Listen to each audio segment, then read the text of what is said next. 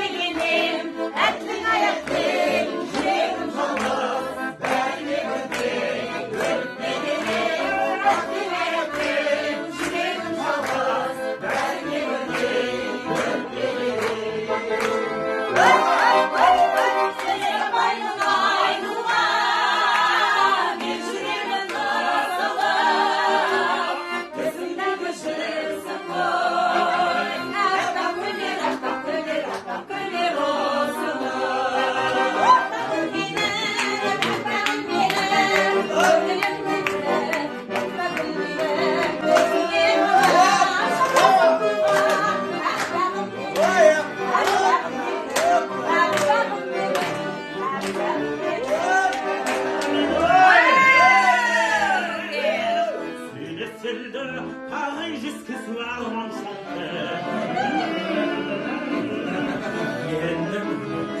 Even dans le peuple